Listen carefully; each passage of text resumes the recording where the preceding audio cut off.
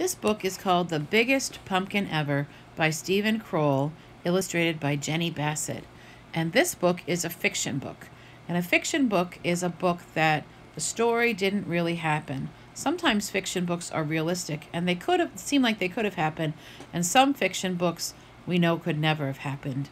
And this one I know is a fiction book because there's mice wearing clothes. And I know that mice in general do not wear clothes, not at least upon their own withal. So let's read the book and find out about the biggest pumpkin ever. Here's the title page, The Biggest Pumpkin Ever.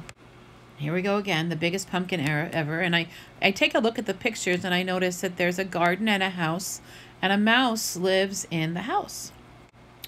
Once there were two mice who fell in love with the same pumpkin. Clayton, the house mouse, noticed it one day in the vegetable garden. It was still little and green, but Clayton thought he could make it grow really big. It might even get big enough to win the grand prize in the town pumpkin contest, and there he is imagining himself with a blue ribbon. Desmond, the field mouse, discovered the pumpkin the same day. He thought if he helped it grow, it could become the biggest jack-o'-lantern in the neighborhood. Uh-oh, I can sense a problem already. That afternoon, Clayton watered the pumpkin. He also mixed up some fertilizer of manure and water and spread the mixture around the pumpkin to make it grow larger. That very same night, Desmond went into the garden. He watered the pumpkin too. He also spread some manure mixed with water around it. So manure is usually like cow poop. Is what we call manure. It's good fertilizer because cows chew up all the grass and digest it, and then you've got some good stuff that you can, lots of vitamins and minerals to feed the plants. The next day, Clayton watered and fertilized the pumpkin again. And the next night, Desmond did the same. And the pumpkin began to grow. By the end of the month, the pumpkin was so large, Clayton couldn't believe his eyes. "My goodness," said Clayton's mother, "and it's not even full grown." Clayton shrugged. "All I did is water it," he said. Clayton's mother whispered in his ear, "If you want the pumpkin to grow bigger," she said, "you should use sugar water." That night, Desmond brought his brother Morris to see the pumpkin. Morris knew everything there was to know about growing things. "That's some pumpkin," he said. Desmond shrugged. "All I do is water it," he said. And Morris whispered in his ear, "You should try using sugar water," he said. Uh-oh, they both got whispered the same idea. What a coincidence. The next day, Clayton dug a small hole beside the pumpkin vine.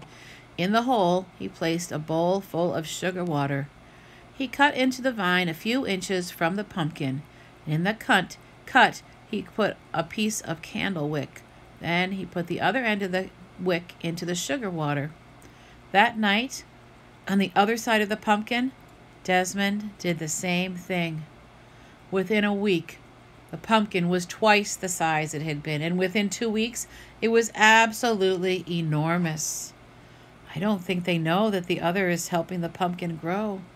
I think it's growing because they're both doing all that work. Clayton was amazed. He ran down the road and peeked into his friend Jimmy's pumpkin patch. The pumpkin Jimmy was growing for the contest looked much smaller. Clayton scratched his head. "I have an amazing pumpkin," he said out loud, "and I think I'm going to win the contest." That night, Desmond and his brother Morris were looking at a long time at the pumpkin. "How do you think it got that big?" Desmond asked. Morris shrugged. "A little luck, a little skill." "I'm going to make some jack-o'-lantern," said Desmond. "It sure is," said Morris.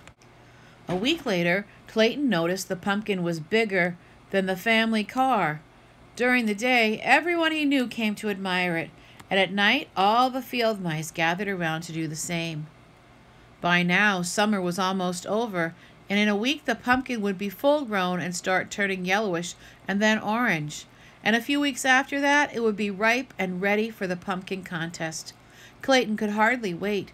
The pumpkin was growing so fast it would soon be larger than his house. Then he had a terrible thought. If the pumpkin was so big, how would he get it to the contest? It wouldn't fit in his red wagon. It wouldn't even fit in a truck. Clayton decided to worry about that when the time came. So I'm sensing a problem. The first problem is that both mice think that the pumpkin is theirs. But the next problem is, how is Clayton going to get his pumpkin to the pumpkin contest? That night the weather grew colder. Thinking there might be an early frost, Clayton rushed out to the pumpkin with his blanket. One wasn't enough. Soon he was rushing back and forth carrying all the blankets from the house. As he worked, he hummed a little song, and as he hummed, he heard someone else singing. He also began to realize that someone else was covering the pumpkin with blankets. Desmond, too, had sensed the dangers of an early frost, and Desmond, too, had brought blankets for the pumpkin. And as he worked, he sang a little song, and as he sang, he began to realize that someone else was working and humming.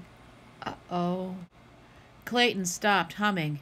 He put down his pile of blankets and peered around the corner of the pumpkin. Desmond stopped singing. He put down his blankets and peered around the corner of the pumpkin. The two of them bumped heads and fell down. "You've been feeding the pumpkin," said Clayton. "You've been feeding the pumpkin," said Desmond. "That's why it got so big," said Clayton. "That's why it got so big," said Desmond, and they burst out laughing.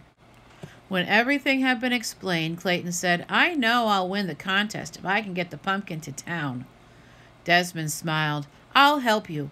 Just let me carve the pumpkin into a jack-o'-lantern for Halloween when the contest is over." "It's a deal," said Clayton. "It's a deal," said Desmond, and they shook on it. The morning of the contest was bright and sunny. Mice were bringing their pumpkins to the town square by truck and car and wagon. Some were even rolling them along the ground. Look at all those big pumpkins, but none of them are as big as Desmond and Clayton's pumpkin. Suddenly, they all stopped short. Over the fields came the biggest pumpkin anyone had ever seen. It was being pulled by 100 field mice on motorcycles. When the pumpkin reached town, it was too big for any of the streets. Clayton had to explain why they couldn't bring it to the square. The mayor understood at once. He led the crowd to the giant pumpkin and pinned the first prize ribbon on its side. Then everyone danced around it. "Who could believe this?" said Clayton as he danced. "Who would have believed this?" said Desmond at the same moment.